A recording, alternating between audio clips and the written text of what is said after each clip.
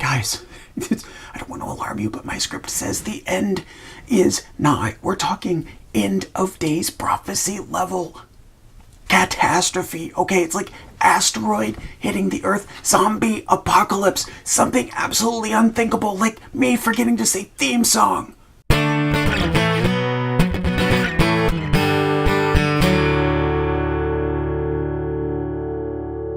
Hey everybody, I didn't mean to scare you there. It's episode 4 in our series on paragraphs, and this is about conclusions, so we're calling it The End is Nigh. And as is true with introductory paragraphs, a lot of people think the conclusion paragraph has to be boring, but it doesn't. And a lot of people put pressure on the conclusion paragraph. But let me say this. This is an important thing to understand. That if you're putting a ton of pressure on your conclusion paragraph, you're probably thinking about your essay wrong. I mean, if you haven't gotten your reader where you want them to go by the time you get to your conclusion, then the conclusion isn't going to help. You know, if your essay is a bus and you forgot to pick up your reader at the bus stop, when you get to the end location, there's no reader to drop off. So conclusions are important, and conclusions provide a nice little exclamation point. They drive home what it is that you're trying to say. But your conclusion can't be the savior to a terrible essay. You've got to write a good essay, and then you have a good conclusion to wrap it up. And as always, with any of these paragraphs, your conclusion has to stay apt. You've got to keep in mind your audience. You've got to keep in mind your purpose, which by now, by the time you're at the conclusion, you should have firmly established, and you should definitely maintain that tone. And it might be time in the conclusion to turn that tone up to 10. You know, maybe before you were inching one way with your tone, and maybe your conclusion is where you can really drive that tone home. But again, if you're counting on your conclusion to save a terrible essay, you just need to go back and rewrite that essay. Now, there are some big problems that I see students do in conclusions, and I'd like to tell you what they are so you can avoid them. If you're my student, or if you're somebody else's student, you can at least not do these, okay? Problem number 1 is that students will sometimes use the conclusion paragraph to introduce new information, new evidence. No, just no. If you have new evidence, that belongs in a body paragraph. The conclusion is not for that. If you think of your essay as like a trial, right? And you're the prosecutor, you're not going to bring out a ton of new evidence during your closing statement to the jury. You're going to reinforce to the jury what you've already said. Another problem that I see is conclusions that drag out. Your conclusion paragraph really ought to be one of the shortest paragraphs that you write. You've already proven your point. You've already established what you were trying to say. Your conclusion, as I said, is just kind of like an exclamation point on the end of it.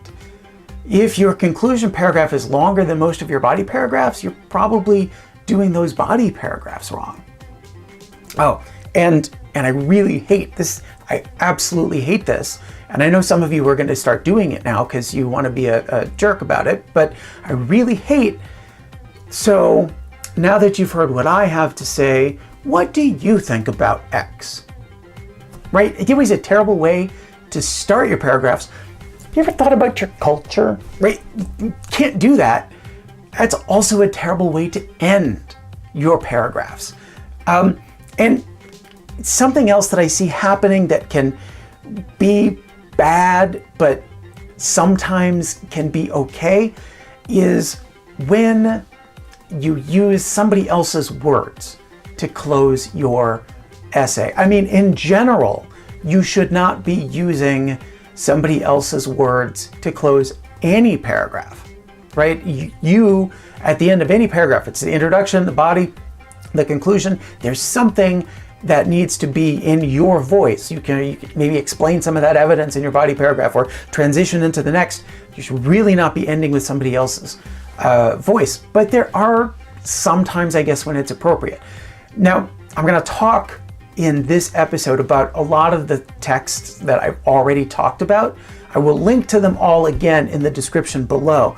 But I'm going to start with John Roberts. He was the Chief Justice. He was the one who was talking about how he wishes that graduates all have bad luck so they can learn about, life being hard, blah, blah, blah. That guy. He quotes Bob Dylan at the end of his text. And, I'm as big a fan of Bob Dylan as anybody else, and I kind of think he used too much. You can look, he's got like most of the words to Forever Young by Bob Dylan there. When I think there were just a couple of lines that might have made it a better conclusion to his speech. But then again, he's the Chief Justice. Who's going to stop him? A better use of somebody else's words was from John McWhorter. Remember, he was writing that essay about why English is weird. And his closing paragraph, I'm going to put it up on the screen. I'm going to read it to you. He says, "What English does have on other tongues is that it is deeply peculiar in the structural sense, and it became peculiar because of the slings and arrows, as well as caprices of outrageous history." I know you're looking at that and you're thinking, I don't see any quotation marks. Slings and arrows of outrageous fortune. That is a line from Hamlet, from the to be or not to be speech. So John McWhorter, even though he's using Shakespeare's words in his conclusion paragraph, he dresses it up a little bit. He turns it from a direct quote into an allusion, which I think is pretty smart. And sure, there are even sometimes when you actually want the quotation marks, not in the Bob Dylan, I'm going to quote a long song, John Roberts sense, but in the sense that you've got sources that you've been relying on throughout your text, and one of them has a great final word. Johann Hari, who wrote about the hunting of Billie Holiday, gives his last words over to the FBI agents who were involved in her case. Putting it up here on the screen, the Federal Bureau of Narcotics saw it differently for her. Harry Anslinger, the FBI agent, Harry wrote with satisfaction, "There would be no more good morning heartache." Billie Holiday was dead, and the FBI agent who had been hunting her was happy. If you don't want to end with the words of a source, but you want to create that tie back to something that you've been doing all along, you can circle back to your introduction. Remember this one. This was the story about Alex Rodriguez by J.R. Moehringer. It appeared on the ESPN website. It started with the story of how Alex Rodriguez had grown up without a father, and he had ended up making some mistakes. And here, I'll blow it up a little bit on the screen. It ends with him confronting his daughter, Natasha. And it says, he wishes he didn't have to answer the questions. He'd give anything not to have to do this. She's at the same age he was when his father disappointed him. So we've learned something over the course of this story about Alex Rodriguez, and we know that as he gets to know his daughter, he is not going to make the same mistakes that his father had made for him. He is going to be a different person. He hopes, at least, to be a different person. But there's that nice connection back to the opening bit. One classic technique for a conclusion is to end either like with a warning to others or your own hope for the future. Those are kind of in the same basket. And think back to that story by the woman named Lindy West, who was writing about having confronted her troll. This is her conclusion paragraph. She says, this is what she's learned, right? That it's changed the timbre of my online interactions, right? So she, after meeting with this troll and confronting this troll, has changed the way that she thinks of them. And look at how she ends this. She says, it's hard to feel hurt or frightened when you're flooded with pity. Okay, she has come to pity these people who are insulting her after this experience. And she does end with a bit of a warning. It's made it easier for me to keep talking in the face of a mob roaring for my silence. Keep screaming, trolls. I see you. Right? So Lindy West there has a very strong conclusion by basically just saying, here's what's going to happen to you guys. You can keep it up all you want, and it's not going to deter me one bit, because the problem here isn't me, she says. It's you. And you can always leave your readers with a strong mental picture, something visual that they can hang on to as they leave your essay. Remember the story about Sandy Jenkins? He was the accountant who embezzled tens of millions of dollars from the bakery he worked for. Take a look at the conclusion paragraph from that story by Katie Vine. Right? There's a little bit about Sandy and his life in prison, but she actually gives the final words to one of the sources in her story. But those words, more than just being a quote, like we saw with the Billie Holiday story, these paint an incredible picture of what has happened to Sandy Jenkins. Listen, in some ways, they, the socialites, the people that he'd used to hang around with, they were still waving at him, still noticing him, even while he was holed up in the Federal Correctional Institution in Seagoville, just southeast of Dallas.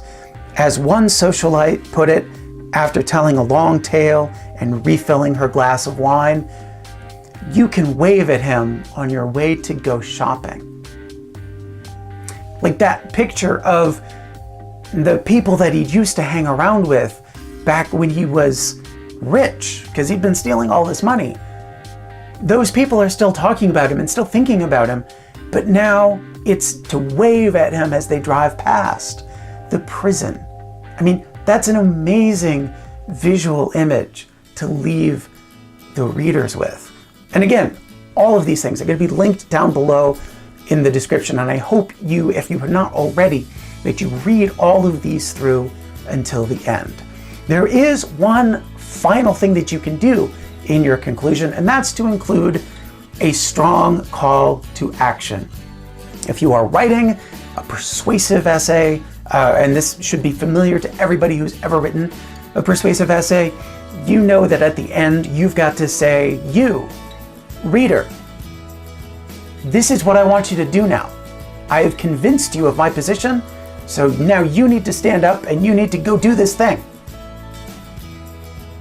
You can never go wrong in a persuasive argument by ending on a strong call to action like that. And since this is the end of my episode on conclusions, you, audience, here's what I want you to do. Stick around for episode 5 in this series, because we are going to kill the 5-paragraph essay. I'll see you for the next one.